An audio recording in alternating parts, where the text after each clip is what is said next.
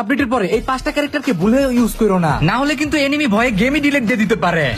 এই 5টা ক্যারেক্টারের এখন থেকে 2টা করে কিন্তু অ্যাবিলিটি থাকবে। তাহলে চলো সর্বপ্রথম স্কেলারের কথা বলি। যদি তুমি ফার্স্ট অ্যাবিলিটি চুজ করো, এটার স্কিল ব্যবহার করার পরে এনিমি যেথায় যেথায় যাবে সেখানে কিন্তু এই স্কেলারের স্কিলটা যাইয়া ওয়ালটাই ফাটাই দিবে। আর যদি সেকেন্ড অ্যাবিলিটি চুজ করো তাহলে এটা থেকে কিন্তু বোম বাইরাবে, তুমি যেথায় যেথায় এইম করবা সেখানেই কিন্তু এই বোমটা গিয়ে মারবে। পুরোই বলতে পারো রকি ভাইয়ের মতো একটা ফিল আসবে। অস্কারের যদি ফার্স্ট অ্যাবিলিটিটা ইউজ করো তাহলে এটা থেকে একটা অস্কার না পুরো তিনটা অস্কার বের হবে। আর যদি সেকেন্ড অ্যাবিলিটিটা ইউজ করো তাহলে 8 সেকেন্ড পর্যন্ত কিন্তু দৌড়াতেই থাকবে। পুরোনো কিন্তু তুমি এখন থেকে নিয়ে দৌড়িতে পারবা, এমনকি পুরো 360 ডিগ্রিতেই কিন্তু এটা রোটেশন করতে পারবা। 4 নাম্বার ক্যারেক্টার স্কিল বলার আগে তোমরা যারা টুর্নামেন্ট খেলার জন্য ভালো একটা জায়গা খুঁজতেছো যেখানে প্রাইস গুলো অনেক বেশি থাকবে, এমনকি রাত দিন 24 ঘন্টার যে কোনো সময় টুর্নামেন্ট খেলতে চাও, তাহলে যে কোনো ব্রাউজার গিয়ে সার্চ করো গেম ক্লাব বিডি। হোগং এর প্রথম অ্যাবিলিটিটা যদি ইউজ করো তাহলে কিন্তু ঘাস হওয়ার সাথে সাথে আরেকটা হোগং কিন্তু সামনে থেকে বের হবে, যেটা কিন্তু এনিমিকে কনফিউজ করে দিতে পারে। আর 2 নাম্বার অ্যাবিলিটি ইউজ করার সাথে সাথে তুমি তিনটা হোগং হয়ে যাবা, মানে এনিমি বুঝতেই পারবে না যে তুমি কোনটা। লাস্ট নট দ্য লিস্ট, হোমার ক্যারেক্টার ইউজ করার সাথে সাথে ড্রোন দিয়ে তো এনিমির ড্যামেজ দিবে, তার সাথে সাথে কিন্তু একটা বড় ড্রোন তোমার পান নিচে আসবে, যেটার উপরে চড়ে কিন্তু তুমি এনিমিরও ড্যামেজ দিতে পারবা। তো এতগুলো আপকামিং